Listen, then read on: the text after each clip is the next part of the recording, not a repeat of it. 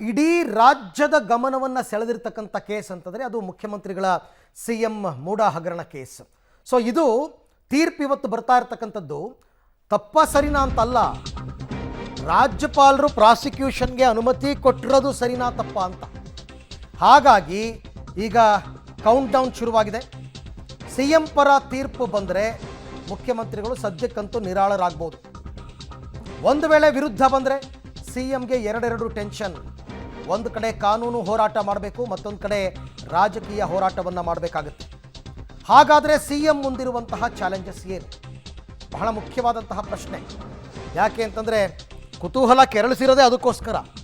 ಈ ತೀರ್ಪನ್ನು ಮುಖ್ಯಮಂತ್ರಿಗಳು ಮಾತ್ರ ಅಲ್ಲ, ಈವನ್ JDSನ ನಾಯಕರು, BJP ನಾಯಕರು ಕೂಡ ತುಂಬ ಕುತೂಹಲದಿಂದ ವೆಯ್ಟ್ ಮಾಡ್ತಾ ಇದ್ದಾರೆ. ಸರ್ಕಾರದ ವಿರುದ್ಧ ಹೆಂಗೆ ಹೋರಾಟ ರೂಪಿಸಬೇಕು ಮುಂದೆ ಒಂದು ವೇಳೆ ವ್ಯತಿರಿಕ್ತವಾದ ತೀರ್ಪು ಬಂದರೆ. ಈ ರೀತಿಯಾದಂತಹ ಪ್ರಶ್ನೆಗಳು ಸಾಕಷ್ಟಿದೆ. ಯಾಕೆಂದರೆ ಒಬ್ಬ ರಾಜ್ಯದ ಮುಖ್ಯಮಂತ್ರಿಯ ವಿರುದ್ಧ ತನಿಖೆಗೆ ಏನಾದರೂ ಕೋರ್ಟ್ ಹೇಳಿತು ಅಂತಂದರೆ ನೈತಿಕತೆಯನ್ನು ಹೊತ್ತು ರಾಜೀನಾಮೆ ಕೊಡಬೇಕು, ಹಾಗೆ ಹೀಗೆ ಅಂತ ಮುಗಿಬಿದ್ದು ಬಿಡ್ತಾರೆ ಎಲ್ಲರೂ ಕೂಡ. ಆಮೇಲೆ ಎಲ್ಲರಿಗೂ ಉತ್ತರ ಕೊಟ್ಕೊಂಡು ಕೂತ್ಕೊಳ್ಳೋಕ್ಕೂ ಆಗಲ್ಲ ಮುಖ್ಯಮಂತ್ರಿಗಳು. ಹಾಗಾಗಿ ಇದನ್ನು ಹೇಗೆ ಟ್ಯಾಕಲ್ ಮಾಡಬೇಕು ಅನ್ನೋದು ಸಿದ್ದರಾಮಯ್ಯನವ್ರಿಗಿರ್ತಕ್ಕಂಥ ದೊಡ್ಡ ಚಾಲೆಂಜ್. ಪ್ರತಿಪಕ್ಷಗಳು ಈಗಾಗಲೇ ಬೆಂಗಳೂರಿಂದ ಮೈಸೂರು ತನಕ ಪಾದಯಾತ್ರೆಯನ್ನು ಮಾಡಿಬಿಟ್ಟಿದ್ರು ಮುಖ್ಯಮಂತ್ರಿಗಳ ರಾಜೀನಾಮೆಗೆ ಆಗ್ರಹಿಸಿ. ನೋಡಿ, CM ಕಾನೂನು ಹೋರಾಟ ಏನು? ಒಂದು ವೇಳೆ ಮುಖ್ಯಮಂತ್ರಿಗಳ ವಿರುದ್ಧ ತೀರ್ಪು ಬಂದರೆ, ಅಂದರೆ ರಾಜ್ಯಪಾಲರ ಆದೇಶ ಸರಿಯಿದೆ ಅಂತ ಬಂದರೆ ಸುಪ್ರೀಂ ಕೋರ್ಟ್ಗೆ ಮೇಲ್ಮನವಿ ಹೋಗೋದು. ಇದು ಇಬ್ಬರಿಗೂ ಇರತಕ್ಕಂಥ ಅವಕಾಶ. ಸುಪ್ರೀಂ ಕೋರ್ಟ್ ಮೆಟ್ಟಿಲೇ ಇರೋದು. ಇವ್ರ ಕಡೆ ಬಂದರೆ ಅವ್ರು ಹೋಗ್ತಾರೆ, ಅವ್ರ ಕಡೆ ಬಂದರೆ ಇವ್ರು ಹೋಗ್ತಾರೆ. ಸುಪ್ರೀಂ ಕೋರ್ಟ್ಗೆ ಮೇಲ್ಮನವಿ ಹೋದರೆ ಸದ್ಯಕ್ಕೆ CM ಸೇಫ್ ಗೇಮನ್ನು ಆಡಬಹುದು. ಅಂದರೆ ಬಟ್ ಒಂದು ಹೈಕೋರ್ಟ್ ತೀರ್ಪೇನು ಅಂತಕ್ಕಂಥದ್ದು ಬಹಳ ಮುಖ್ಯ ಆಗುತ್ತೆ. ಸುಪ್ರೀಂ ಕೋರ್ಟ್ಗೆ ಹೋಗ್ತಾರೆ, ಅಲ್ಲಿ ಬರೋ ತನಕ ನೋಡೋಣ ಅಂತ ಅಂದ್ಬಿಟ್ಟು ಸೇಫ್ ಗೇಮನ್ನು ಆಡ್ಬೋದು. ರಾಜಕೀಯವಾದ ಚಾಲೆಂಜ್ ಏನು? ಹಾಗಾದರೆ ವಿರುದ್ಧವಾದ ತೀರ್ಪು ಬಂದರೆ ರಾಜೀನಾಮೆಗೆ ವಿಪಕ್ಷಗಳಿಂದ ಒತ್ತಡ ಜಾಸ್ತಿ ಆಗಬಹುದೇನು? ಆಗೇ ಆಗುತ್ತೆ. ಕಾಯ್ತಾ ಇದ್ದಾರೆ ಅವರು. ಒಂದು ಕಡೆ ವಿಪಕ್ಷ, ಮತ್ತೊಂದು ಕಡೆ ಸ್ವಪಕ್ಷ ರಾಜಕೀಯ ಎದುರಿಸೋ ಚಾಲೆಂಜ್. ಸ್ವಪಕ್ಷದಲ್ಲೂ ಇದ್ದಾರೆ. ಈಗಾಗಲೇ ಸಾಲು ಜನ ಹೇಳಿಕೆ ಕೊಟ್ಟಿದ್ದಾರೆ, ನಾನು CM ಸ್ಥಾನದ ಆಕಾಂಕ್ಷಿ ಅಂತ. CM ಸ್ಥಾನದ ಮೇಲೆ ಕಣ್ಣಿಟ್ಟಿರೋದು ಸಹಜವಾಗೇ CM ವಿರುದ್ಧ ಒಳಸಂಚನ್ನು ಮಾಡ್ಬೋದು. ಕೆಲವರು ಹೋಗಿ ಹೈಕಮಾಂಡ್ಗೆ ಕಂಪ್ಲೇಂಟ್ ಮಾಡ್ಬೋದು. ತಮ್ಮ ಪಕ್ಷದ ನಾಯಕರ ವಿರುದ್ಧ ರಾಜಕೀಯವಾಗಿ ಹೋರಾಟ ಮಾಡಬೇಕಾಗತ್ತೆ ಸಿದ್ದರಾಮಯ್ಯನವರು. ಶಾಸಕರ ವಿಶ್ವಾಸವನ್ನು ಗಳಿಸ್ಕೊಂಡು CM ಪದವಿಯನ್ನು ಉಳಿಸ್ಕೊಳ್ಳೋದು CMಗೆ ಬಿಗ್ ಚಾಲೆಂಜ್. ಅದಕ್ಕೆ 24 ಗಂಟೆ ಒಳಗಡೆ ಶಾಸಕಾಂಗ ಪಕ್ಷದ ಸಭೆ ಮಾಡಬೇಕು ಅಂತಕ್ಕಂಥ ಆದೇಶ ಹೈಕಮಾಂಡ್ನಿಂದ ಬಂದಿರೋದು. ಒಂದು ವೇಳೆ ವಿರುದ್ಧ ಬಂದರೆ CM ಮುಂದಿರತಕ್ಕಂಥ ಆಯ್ಕೆಗಳೇನು? ಅವರ ವಿರುದ್ಧವಾಗಿ ಹೈಕೋರ್ಟ್ ತೀರ್ಪನ್ನು ಒಪ್ಪಿಕೊಂಡು ನೈತಿಕತೆಯಿಂದ ರಾಜೀನಾಮೆಯನ್ನು ಕೊಡಬೇಕಾಗಿ ಬರಬಹುದು. ಗೊತ್ತಿಲ್ಲ. ಬಟ್ ಈಗ ಎಲೆಕ್ಷನ್ಗಳು ಇರೋದರಿಂದ ಬೇರೆ ಬೇರೆ ರಾಜ್ಯದ್ದು ಆ ತೀರ್ಮಾನ ತಗೋತಾರ ಇಲ್ವಾ ಗೊತ್ತಿಲ್ಲ. ವಿಪಕ್ಷಗಳ ಷಡ್ಯಂತ್ರ ಅಂತ ಹೇಳಿ CM ಸ್ಥಾನಕ್ಕೆ ರಾಜೀನಾಮೆ ನೀಡದೆ ತನಿಖೆಯನ್ನು ಎದುರಿಸೋದು, ಈ ಸಾಧ್ಯತೆ ದಟ್ಟವಾಗಿದೆ. ಇದೆಲ್ಲ ವಿಪಕ್ಷಗಳ ಷಡ್ಯಂತ್ರ ಅಂತ. ಬಟ್ ಕೋರ್ಟ್ ತೀರ್ಪನ್ನು ನೀವು ಷಡ್ಯಂತ್ರ ಅನ್ನಕ್ಕೆ ಬರಲ್ವಲ್ಲ. ವಿಪಕ್ಷಗಳ ಒತ್ತಡ ಜಾಸ್ತಿಯಾಗಿ ಹೈಕಮಾಂಡ್ CMಗೆ ರಾಜೀನಾಮೆ ಕೊಡೋದಕ್ಕೆ ಹೇಳಿದ್ರೆ, ತಗೊಳ್ಳಲ್ಲ ಅಂತ ಹೇಳಿದರೆ ಸದ್ಯಕ್ಕೆ ರಾಜೀನಾಮೆಯನ್ನು ಕೊಟ್ಟು ತಾವು ಹೇಳಿದವರನ್ನು CM ಮಾಡೋದಕ್ಕೆ ಹಠ ಹಿಡಿಬೋದು. ತಮ್ಮ ಮಾತು ನಡೆಯುವಂಥ, ತಮ್ಮ ಮಾತನ್ನು ಕೇಳುವಂಥ ವ್ಯಕ್ತಿಯನ್ನು CM ಮಾಡಿ ಅಂತ. ನಿರ್ದೋಷಿ ಆದ ಮೇಲೆ ಮತ್ತೆ CM ಸ್ಥಾನವನ್ನು ಅಲಂಕಾರ ಮಾಡಬಹುದು. ಈ ಎಲ್ಲ ಸಾಧ್ಯತೆಗಳು ಕೂಡ ಇದೆ. ಸೊ ಹಾಗಾಗಿ ಪರವಾಗಿ ಬಂದರೆ ಏನು ಅಂತಕ್ಕಂಥದ್ದು ಕಡಿಮೆ. ಆರಾಮಾಗಿ ಅವ್ರು ನಿರಾಳರಾಗ್ಬಿಡ್ತಾರೆ, ಅವ್ರು ಹೋಗಲಿ ಬೇಕಾದ್ರೆ ಸುಪ್ರೀಂ ಕೋರ್ಟ್ಗೆ ನೋಡ್ಕೊಳ್ಳೋಣ ಅಂತ. ವಿರುದ್ಧ ಬಂದರೆ ಮಾತ್ರ ದೊಡ್ಡ ಮಟ್ಟದ ಚಾಲೆಂಜ್ ಇರ್ತಕ್ಕಂಥದ್ದು. ರಾಜಕೀಯವಾಗಿ ಮತ್ತು ಕಾನೂನಾತ್ಮಕವಾಗಿ ಹೋರಾಟವನ್ನು ಮಾಡಲೇಬೇಕಾದಂತಹ ಸಂದರ್ಭ. ಈ ಎಲ್ಲ ವಿಚಾರಕ್ಕೆ ಸಂಬಂಧಪಟ್ಟಂತೆ ಮತ್ತಷ್ಟು ಮಾಹಿತಿ ನನ್ನ ಕೊಲೀಗ್ ಶ್ರೀನಿವಾಸ್ ಅವರಿಂದ ಪಡ್ಕೊಳ್ಳೋಣ. ಶ್ರೀನಿವಾಸ್, ತೀರ್ಪು ಯಾರ ಪರವಾಗಾದರೂ ಬರಲಿ, ಆದರೆ ತೀರ್ಪು ನಮ್ಮ ಪರ ಬಂದರೆ ಏನು ಮಾಡಬೇಕು, ನಮ್ಮ ವಿರುದ್ಧ ಬಂದರೆ ಏನು ಮಾಡಬೇಕು ಅಂತಕ್ಕಂಥ ಯೋಚನೆಗಳು ಈಗಾಗಲೇ ಮುಖ್ಯಮಂತ್ರಿಯ ತಲೆಯಲ್ಲಿ ಇರ್ತದೆ. ಅದನ್ನು ಈಗಾಗಲೇ ಅವರು ಕಾರ್ಯರೂಪಕ್ಕೆ ತರೋದಕ್ಕೂ ಪ್ಲ್ಯಾನ್ ಮಾಡ್ಕೊಂಡಿರ್ತಾರೆ. ಆ ನಿಟ್ಟಿನಲ್ಲಿ ಮುಖ್ಯಮಂತ್ರಿಗಳ ಲೆಕ್ಕಾಚಾರಗಳು ಏನು ಅಂತ? ಅರವಿಂದ್, ಹೌದು. ಒಂದ್ ವೇಳೆ ಹೈಕೋರ್ಟ್ನಲ್ಲಿ ಏನಾದರೂ ಸಿಎಂ ವಿರುದ್ಧವಾಗಿ ತೀರ್ಪು ಬಂದ್ರೆ ಅದು ಒಂದಿಷ್ಟು ಸಂಕಷ್ಟಗಳಿಗೆ ಸಿದ್ದರಾಮಯ್ಯನವರಿಗೆ ಕಾರಣ ಆಗತ್ತೆ. ಪರ ಬಂದ್ರೆ ಯಾವುದು ಕೂಡ ಚರ್ಚೆಗಳಾಗೋದಿಲ್ಲ, ಸಿದ್ದರಾಮಯ್ಯನವರು ಸೇಫ್ ಆಗ್ತಾರೆ. ಒಂದ್ ವೇಳೆ ವಿರುದ್ಧ ಬಂದ್ರೆ ಅವ್ರಿಗಿರುವಂತದ್ದು ಎರಡು ಚಾಲೆಂಜು. ಒಂದು ಕಾನೂನಾತ್ಮಕ ಹೋರಾಟ ಮಾಡುವಂಥದ್ದು, ಇನ್ನೊಂದು ರಾಜಕೀಯ ಹೋರಾಟ. ಕಾನೂನಿನ ಹೋರಾಟ ಏನು? ಹೈಕೋರ್ಟ್ನಲ್ಲೇ ಏನಾದರೂ ಸಿದ್ದರಾಮಯ್ಯ ವಿರುದ್ಧ ತೀರ್ಪು ಬಂದ್ರೆ ಮೇಲ್ಮನವಿಯನ್ನ ಸುಪ್ರೀಂ ಕೋರ್ಟ್ಗೆ ಹಾಕ್ತಾರೆ, ಅಲ್ಲಿ ಹೋರಾಟವನ್ನ ಮಾಡ್ತಾರೆ ಏನು ಹೈಕೋರ್ಟ್ನ ತೀರ್ಪಿನ ವಿರುದ್ಧ. ಒಂದ್ ವೇಳೆ ಏನಾದರೂ ತೀರ್ಪು ವಿರುದ್ಧ ಬಂದ್ರೆ ರಾಜಕೀಯವಾಗಿ ಸಿದ್ದರಾಮಯ್ಯನವರಿಗೆ ದೊಡ್ಡ ಸಂಕಷ್ಟಗಳಿದೆ. ಒಂದ್ ಕಡೆ ಸಹಜವಾಗಿ ವಿಪಕ್ಷಗಳು ಸಿದ್ದರಾಮಯ್ಯನವರು ನೈತಿಕತೆ ಹೊಣೆ ಹೊತ್ತು ರಾಜೀನಾಮೆ ಕೊಡಬೇಕು ಅನ್ನುವಂತ ಒತ್ತಡವನ್ನ ಮಾಡ್ತಾರೆ, ಪ್ರೆಷರನ್ನ ಹಾಕ್ತಾರೆ.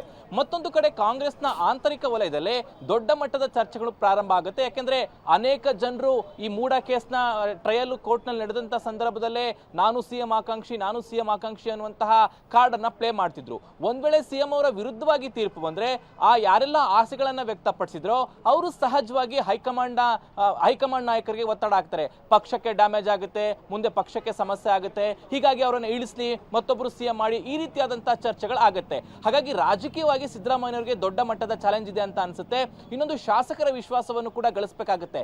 ಇಷ್ಟು ದಿನ ಏನಾಗುತ್ತೆ ಅನ್ನೋದಕ್ಕಿಂತ ಹೈಕೋರ್ಟ್ನ ತೀರ್ಪು ಬಂದ ಮೇಲೆ ಯಾವ ರಾಜಕೀಯ ವಿದ್ಯಮಾನಗಳಾಗುತ್ತೆ ಅನ್ನುವಂಥದ್ದು ಮುಖ್ಯ. ಹಾಗಾಗಿ ಶಾಸಕರ ವಿಶ್ವಾಸವನ್ನು ಗಳಿಸುವಂಥದ್ದು ಒಂದ್ ಕಡೆ, ಮತ್ತೊಂದು ಕಡೆ ಪಕ್ಷದಲ್ಲಿ ಇರುವಂತಹ ಸಿಎಂ ಸ್ಥಾನದ ಆಕಾಂಕ್ಷಿಗಳನ್ನ ರಾಜಕೀಯವಾಗಿ ಎದುರಿಸುವಂಥದ್ದು ಮತ್ತೊಂದು ಕಡೆ. ಹೀಗೆ 2-3 ಚಾಲೆಂಜ್ಗಳು ಸಿಎಂ ಮುಂದೆ ಇರುವಂಥದ್ದು. ಹಾಗಾಗಿ ಎಲ್ಲವೂ ಕೂಡ ಚಿತ್ತ ಇರುವಂಥದ್ದು ಹೈಕೋರ್ಟ್ನ ತೀರ್ಪಿನ ಮೇಲೆ. ಹೈಕೋರ್ಟ್ನ ತೀರ್ಪಿನ ಮೇಲೆ ಒಂದಿಷ್ಟು ರಾಜಕೀಯ ವಿದ್ಯಮಾನಗಳು ರಾಜ್ಯದಲ್ಲಿ ಆಗುವಂತಹದ್ದು. ಅರವಿಂದ್, ತೀರ್ಪು ಯಾರ ಪರವಾಗಿ ಬಂದರೂ ಕೂಡ ನಾವು ಮುಖ್ಯಮಂತ್ರಿಗಳ ಪರವಾಗಿ ನಿಲ್ತೀವಿ, ಅವರ ಬೆಂಬಲಕ್ಕೆ ನಿಲ್ತೀವಿ ಅಂತ ಹೈಕಮಾಂಡೇ ಹೇಳಿರೋದ್ರಿಂದ, ಹಾಗೆ ಹೇಳಿದ ಮೇಲೂ ಕೂಡ ಪಕ್ಷದಲ್ಲೇ ಇರತಕ್ಕಂಥ ಕೆಲ ನಾಯಕರು ಏನಾದರೂ ಅಪಸ್ವರ ಎತ್ತಬಹುದು, ಆ ಸಾಧ್ಯತೆ ಇದೆಯಾ ಅಂತ? ಅರವಿಂದ್, ಕೋರ್ಟ್ನ ತೀರ್ಪು ಏನೇ ಬಂದರೂ ಕೂಡ ಹೈಕಮಾಂಡ್ ನಾವು ನಿಲ್ತೀವಿ ಅನ್ನುವಂಥ ಮಾತುಗಳನ್ನ ಹೇಳಿದ್ರು. ಆದರೆ ಒಂದು ವೇಳೆ ಏನಾದರೂ ಇವತ್ತು ಕೋರ್ಟ್ನಲ್ಲಿ ವಿರುದ್ಧ ತೀರ್ಪು ಬಂದರೆ ಅದು ಯಾವ ರೀತಿಗೆ ಹೈಕಮಾಂಡ್ ಸಹಕಾರ ಕೊಡುತ್ತೆ ಸಿದ್ದರಾಮಯ್ಯನವರಿಗೆ ಅನ್ನುವಂಥದ್ದನ್ನು ಕಾದು ನೋಡಬೇಕು. ಯಾಕೆಂದರೆ ರಾಷ್ಟ್ರ ಮಟ್ಟದಲ್ಲಿ ಈ ವಿಚಾರಗಳ ಚರ್ಚೆ ಆಗ್ತದೆ, 2 ರಾಜ್ಯಗಳ ಚುನಾವಣೆ ಬೇರೆ ಆಗ್ತಿದೆ. ಸೊ ಎಲ್ಲ ವಿಚಾರವನ್ನು ಇಟ್ಕೊಂಡು ಕಾಂಗ್ರೆಸ್ ಹೈಕಮಾಂಡ್ ಮೇಲೂ ಕೂಡ ಒತ್ತಡಗಳು ಬರ್ತವೆ. ಯಾಕಂದ್ರೆ ಆರೋಪ ಇರುವಂತಹ ಸಿಎಂ ಅವ್ರನ್ನ ಹೆಂಗ್ ಮುಂದುವರಿಸ್ತೀರಾ, ಈ ರೀತಿಯಾದಂತಹ ರಾಜಕೀಯ ಗುದ್ದಾಟಗಳು ಪ್ರಾರಂಭ ಆಗುತ್ತೆ. ಹಾಗಾಗಿ ಹೈಕಮಾಂಡ್ ನ ನಿಲುವು ಏನು ಅನ್ನುವಂಥದ್ದು ಕೂಡ ಒಂದಿಷ್ಟು ಕುತೂಹಲಕ್ಕೆ ಕಾರಣವಾಗಿದೆ. ಬಹಿರಂಗವಾಗಿ ಹೈಕಮಾಂಡ್ ನಾಯಕರು ಹೇಳಿದ್ರು, ಸಿದ್ದರಾಮಯ್ಯನವರ ಪರ ನಾವು ನಿಂತ್ಕೊಳ್ತೀವಿ, ಅವ್ರು ರಾಜೀನಾಮೆ ಕೊಡೋದಿಲ್ಲ ಅನ್ನುವಂಥ ಮಾತುಗಳನ್ನು ಹೇಳಿದ್ರು. ಆದ್ರೆ ಕೋರ್ಟ್ ನಲ್ಲಿ ತೀರ್ಪು ಬಂದ ಬಳಿಕ ಹೈಕಮಾಂಡ್ ಇದೇ ಹೇಳುತ್ತಾ ಅನ್ನುವಂಥದ್ದನ್ನ ಕಾದು ನೋಡ್ಬೇಕಾಗತ್ತೆ. ಅರವಿಂದ್, ಓಕೆ, ಹಾಗೆ ಸಂಪರ್ಕದಲ್ಲಿರಿ ಶ್ರೀನಿವಾಸ್, ನಿಮ್ಮ ಜೊತೆ ಮತ್ತೆ ನಾನು ಮಾತನಾಡ್ತೀನಿ. ಒಟ್ಟಾರೆ ಈಗ ಹೈಕೋರ್ಟ್ ತೀರ್ಪಿನತ್ತ ಇಡೀ ರಾಜ್ಯದ ಜನರ ಚಿತ್ತ ಒಂದು ರೀತಿ ಕೆಲವರ ಎದೆಯಲ್ಲಿ ಢವಢವ, ಏನಾಗುತ್ತೋ ಏನು ಕಥೆನೋ ಅಂತ. ಈವನ್ ದೂರುದಾರರು ಕೂಡ ಸಾಕಷ್ಟು ಪ್ರಯತ್ನ ಪಟ್ಟು ರಾಜ್ಯಪಾಲರ ತನಕ ಹೋಗಿ ಸ್ಯಾಂಕ್ಷನ್ ತಗೊಂಡು ಬಂದರೂ ಕೂಡ ಕೋರ್ಟ್ನಲ್ಲಿ ಈಗ ಅವ್ರು ಹೋರಾಡಬೇಕು. ಮೂಡ ಹಗರಣದ ತೀರ್ಪು ಹಿನ್ನೆಲೆಯಲ್ಲಿ ಇವತ್ತು 12 ಗಂಟೆಗೆ ತೀರ್ಪು ಬರುತ್ತಲ್ಲ, ಸಿಎಂ ನಿವಾಸದ ಬಳಿ ಪೊಲೀಸ್ ಭದ್ರತೆಯನ್ನು ಹೆಚ್ಚಳ ಮಾಡಲಾಗಿದೆ. ಹೆಚ್ಚುವರಿ ಪೊಲೀಸ್ ಪಡೆಗಳನ್ನು ಮುಖ್ಯಮಂತ್ರಿಗಳ ನಿವಾಸದ ಬಳಿ ನಿಯೋಜನೆ ಮಾಡಿದ್ದಾರೆ. ಕಾವೇರಿ ನಿವಾಸದಲ್ಲಿ ಏನು ಬರುತ್ತೋ ಗೊತ್ತಿಲ್ಲ, ಬಟ್ ಏನು ಶಾಂತಿ ಸುವ್ಯವಸ್ಥೆಯನ್ನು ಕಾಪಾಡುವ ನಿಟ್ಟಿನಲ್ಲಿ ಕೆಲವರು ಬರ್ಬೋದು, ಪ್ರೊಟೆಸ್ಟ್ ಮಾಡ್ಬೋದು, ಏನು ಬೇಕಾದ್ರೂ ಆಗ್ಬೋದು. ಹಾಗಾಗಿ ಹೆಚ್ಚುವರಿ ಪೊಲೀಸ್ ಪಡೆಗಳನ್ನು ನಿಯೋಜನೆ ಮಾಡ್ಕೊಂಡಿದ್ದಾರೆ. ಮುಖ್ಯಮಂತ್ರಿಗಳು ಕೂಡ ಇವತ್ತು ಬಹಳ ಕುತೂಹಲದಿಂದ ತೀರ್ಪನ್ನು ಕಾಯ್ತಾ ಇದ್ದಾರೆ, ಏನು ಬರುತ್ತೆ ಅಂತಂದ್ಬಿಟ್ಟು. ಬಹಳ ಮುಖ್ಯವಾದಂತಹ ವಿಚಾರ, ತಮ್ಮ ಜಿಲ್ಲೆಯಲ್ಲಿ, ತಮ್ಮ ತವರು ಜಿಲ್ಲೆಯಲ್ಲೇ ಆದಂತಹ ಈ ಹಗರಣ, ಇದರಲ್ಲಿ ತಮ್ಮ ಪಾತ್ರ ಏನೂ ಇಲ್ಲ ಅಂತ ಅವರು ಸಾರಿ ಹೇಳಿದ್ದಾರೆ.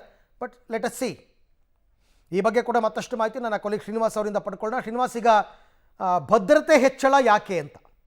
ಅರವಿಂದ್, ಸಹಜವಾಗಿ ಇವತ್ತು ಹೈಕೋರ್ಟ್ನಲ್ಲಿ 12 ಗಂಟೆಗೆ ತೀರ್ಪಿದೆ. ಇದು ರಾಜ್ಯದ ಮಟ್ಟಿಗೆ ದೊಡ್ಡದಾದಂತಹ ತೀರ್ಪು. ಹಾಗಾಗಿನೇ ಸಿಎಂ ಕಾವೇರಿ ನಿವಾಸದಲ್ಲಿ ಹೆಚ್ಚುವರಿ ಪೊಲೀಸ್ ಭದ್ರತೆಯನ್ನು ಹಾಕೊಂಡಿದ್ದಾರೆ. ನಾನು ನಿಮಗೆ ದೃಶ್ಯಗಳಲ್ಲಿ ತೋರಿಸ್ತೇನೆ.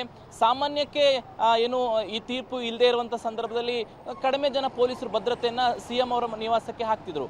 ಇವತ್ತು ಹೈಕೋರ್ಟ್ನಲ್ಲಿ ಹೈ ಪ್ರೊಫೈಲ್ ಕೇಸ್ ಆಗಿರೋದ್ರಿಂದ ಒಂದು ವೇಳೆ ಏನಾದರೂ ವ್ಯತಿರಿಕ್ತವಾದಂತಹ ತೀರ್ಪು ಬಂದ್ರೆ ಅವಘಡಗಳು ಅಥವಾ ಯಾವುದಾದ್ರೂ ಘಟನೆಗಳು ಸಂಭವಿಸಬಹುದು ಅನ್ನುವಂಥ ನಿಟ್ಟಿನಲ್ಲಿ ಹೆಚ್ಚುವರಿ ಪೊಲೀಸರ ಭದ್ರತೆಗಳನ್ನು ಹಾಕೊಂಡಿದ್ದಾರೆ. ಒಂದು 2-3 KSRP ತುಕಡಿಗಳನ್ನು ಹಾಕೊಂಡಿರುವಂಥದ್ದು, BMTC ಬಸ್ಗಳನ್ನು ಕೂಡ ಹಾಕೊಂಡಿರುವಂಥದ್ದು. ಒಟ್ಟಾರೆಯಾಗಿ ಯಾವುದೇ ರೀತಿಯಾದಂತಹ ಅಹಿತಕರ ಘಟನೆಗಳು ಆಗಬಾರದು ಅನ್ನುವಂಥ ನಿಟ್ಟಿನಲ್ಲಿ ಹೆಚ್ಚುವರಿ ಪೊಲೀಸ್ ಭದ್ರತೆಗಳನ್ನು ಹಾಕೊಂಡಿದ್ದಾರೆ. ಹಿರಿಯ ಅಧಿಕಾರಿಗಳು ಕೂಡ ಸ್ಥಳದಲ್ಲಿರುವಂಥದ್ದು. ಒಂದು ಮುಂಜಾಗ್ರತಾ ಕ್ರಮವಾಗಿ ಈ ರೀತಿಯಾದಂತಹ ಒಂದು ಭದ್ರತೆಗಳನ್ನ ಹಾಕೊಂಡಿರುವಂಥದ್ದು ಅಂತ ಅನಿಸುತ್ತೆ. ಅರವಿಂದ್, ಓಕೆ, ಥ್ಯಾಂಕ್ ಯು ತಮ್ಮೆಲ್ಲ ಮಾಹಿತಿಗೆ ಶ್ರೀನಿವಾಸ್.